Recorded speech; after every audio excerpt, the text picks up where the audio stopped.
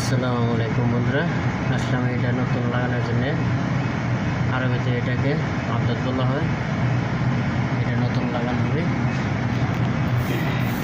এটা চিপের ভিতরে কাজ করতেছি, অনেক বড় মার্কেটে এনে এই যে এই মার্কেটে এসি লাগানো হবে। এসির জন্য এক্সট্রা এটা লাগানো হইতেছে। সবাই দোয়া করবেন।